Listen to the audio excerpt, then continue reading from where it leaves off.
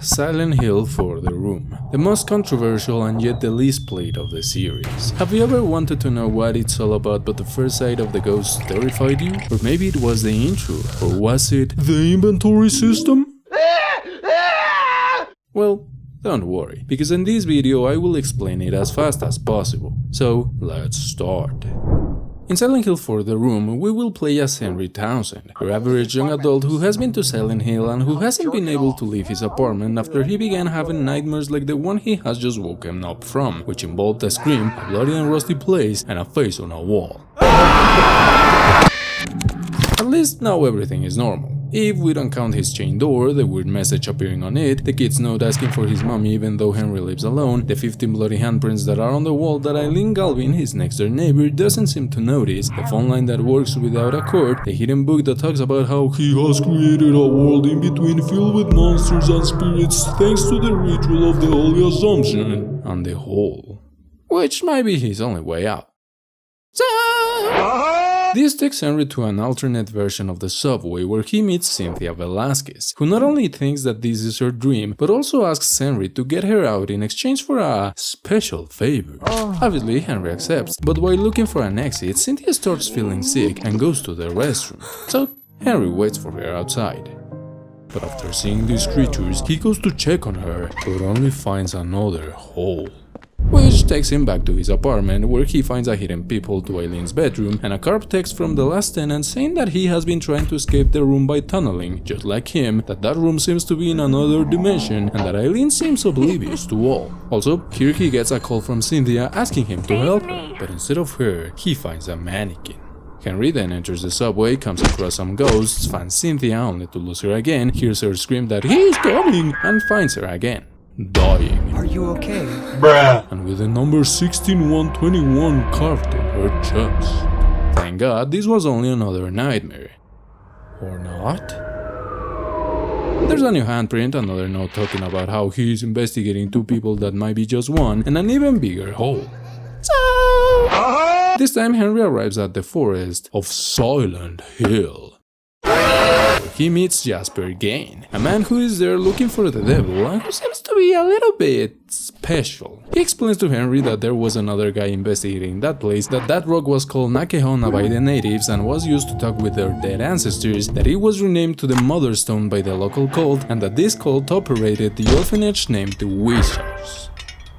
Wait, Wish House?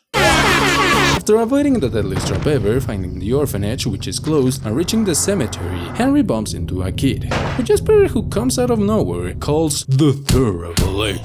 Both of them leave, and here Henry finds two gravestones that talk about how they will tremble in fear for the descent of the Holy Mother, and that their home shall become hell if they go one way or the other, and also finds an empty coffin with the numbers 11121 written inside it. Henry then gives Jasper a Chucky Milky, sees Eileen and a man named Richard trying and failing to contact him, and is able to enter the orphanage, where he finds a note asking for Alessa's whereabouts and the progress of someone named Walter, and a damaged book that talks about the second and third sign, with one explaining that by offering the blood of 10 sinners and white oil, they can transcend their flesh, while the other explains the steps to align the atonements. Once he finishes reading this, Henry begins to hear Jasper's screams, and finds him burning alive, carving the number 17121 on his chest, and screaming that he has finally met the devil. Henry then wakes up at his apartment, hears that a burned body has been found in the forest near Silent Hill, which could be connected to the Walter Sullivan case. Yes, that Walter Sullivan. Sees a new handprint and watches as the superintendent, whose name is Frank Sunderland, the father of James, is trying to reach him unsuccessfully, while also stating that the sound he heard is the same one he heard back then. What? Oh, and the hole is even bigger. This takes Henry to what seems to be a prison, where a man is saying that Walter is going to kill him, but since Henry can't get him out, he goes around the place learning that this was a prison where the cult tortured and indoctrinated the Wish House orphans, and that Walter Sullivan not only killed 10 people, but also removed their hearts and carved these numbers and his name on all of them. Henry then frees a man who he finds pleading with the kid before he leaves and talks with him for a bit. He is Andrew DeSalvo, a guard from the orphanage who tells Henry that that kid was a devoted orphan obsessed with something called the Descent of the Holy Mother and that his name is none other than Walter Sullivan. DeSalvo then leaves, and after a while, Henry comes across him again, dead, and with the numbers 18121 carved on his belly. Henry then wakes up at his apartment where he hears his shower running, but instead of water, it has blood.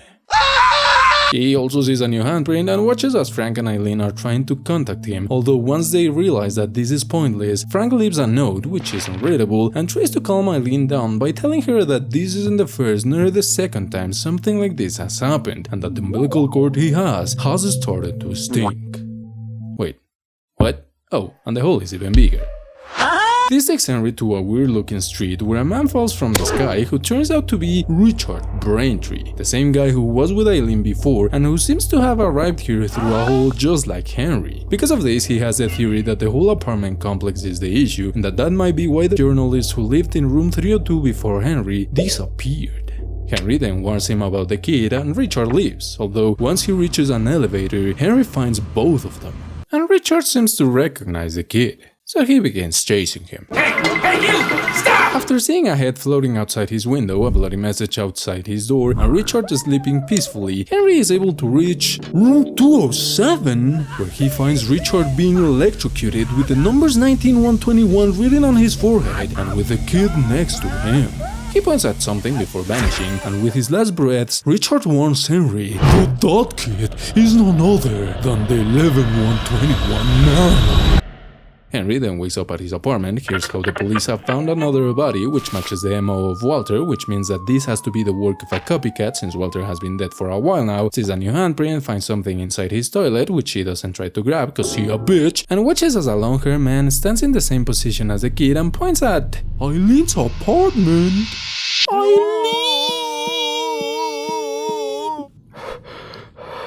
Oh, and the hole is even bigger. This takes Henry to an odd version of his apartment complex, where he not only sees the long-haired man knocking on Eileen's door before leaving, but also little Walter knocking on his before vanishing into thin air.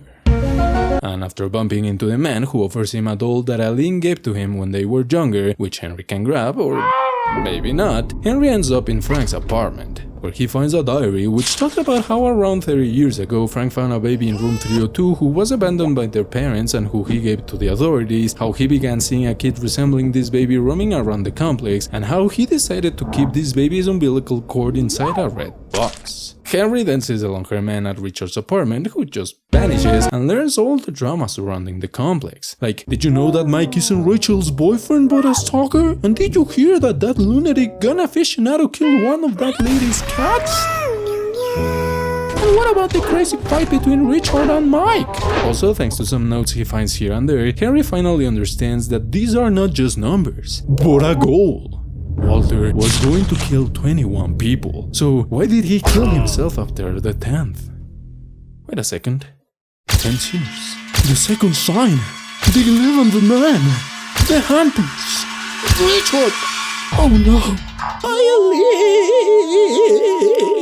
Eileen! Sadly, Henry is too late. Eileen has become the 20th. Henry then wakes up at his apartment, sees an ambulance leaving the complex, and through Eileen's peephole, he is able to hear the police talking about how this might be the work of the copycat that they never caught and that stopped at the 15th murder. Or maybe, just maybe. Thankfully, Eileen is not dead yet, and the 20th handprint is not that visible either. There's a little problem though. Or maybe not. This time, Henry wakes up at the hospital where the long-haired man stops doing whatever he's doing and turns his attention to him. Henry is able to escape, and after seeing an empty baby's chart, Eileen's x-rays which make Henry pose, and whatever this is, Henry finds Eileen, who isn't that keen on seeing a man next to her bed, so Henry grabs her. She calms down and Henry tries to explain to her what's going on the best he can, while she tells him that the kid actually saved her from the long-haired man and that they should leave that place. Turns out that Eileen can't see nor enter the holes, and the worst part is that she has been cursed and she is going to die. Unless they stop whatever is going on. Thankfully, Henry finds a letter written by Joseph Scriver, who was the last tenant of room 302 and also the author of the other papers Henry has been collecting, that explains that to do this, they need to find the ultimate truth in the deepest part of his world. So, they begin their descending, which takes them back to the places from before, where they come across the ghosts of Cynthia, Jasper, the Salvo and Richard, and have to fight the long-haired man.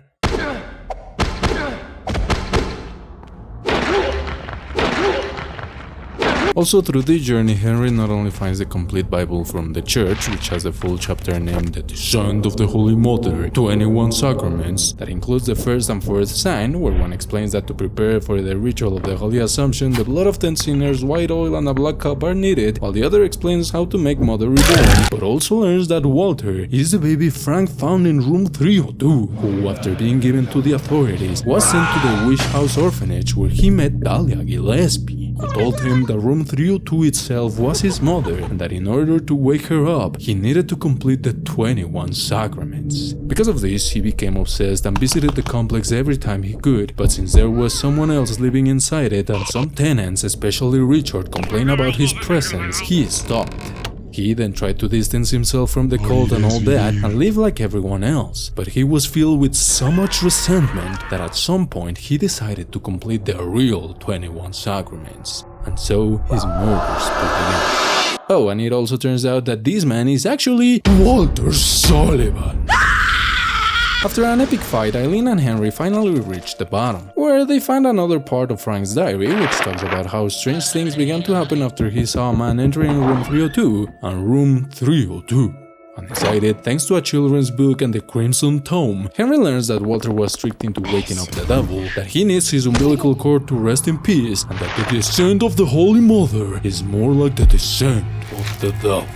Also, here they meet Joseph Scriver, who is the guy from the first nightmare Henry had, and who tells them that they are the last two sacraments, that little Walter is the manifestation of the desire of Walter to be with his mom, that Henry needs to kill Walter if he wants to save Eileen, and that in order to do so, Henry has to find his real body. And holy moly! Turns out that Walter has been in room 302 all this time. And oh my god, is that a black cup, white oil, and blood? Henry then loots the corpse and is finally able to open his door. God damn it.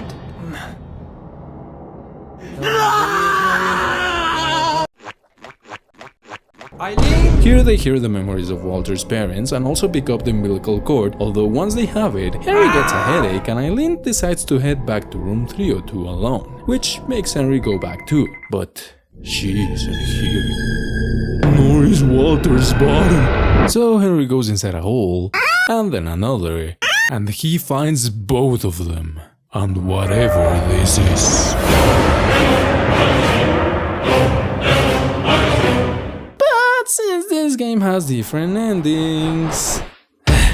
If Henry stops the spirits from taking over his apartment and kills Walter before Eileen dies inside this Event Horizon looking thing, then the place will begin to tremble, little Walter will finally go away for good, Henry will visit Eileen at the hospital, she will tell him that she is going to look for a new apartment, and they will laugh and live happily ever after. Aww. On the other hand, if Henry doesn't stop the spirits but saves Eileen, then the same will happen, except that this time Eileen won't be moving out and it will be shown that room 302 is still haunted. Ooh. However, if Henry stops the spirits but Eileen dies, instead of going to the hospital, Henry will stay inside his apartment and the news will confirm that Eileen is definitely dead. And last but not least, if Henry doesn't stop the spirits and doesn't save Eileen, then he will get a headache, little Walter and big Walter will be inside room 302, the news will state that Frank Sunderland and some cops have been found dead, as well as how the residents of the place have left because of an excruciating pain, and it will be revealed that Henry Townsend has been found dead.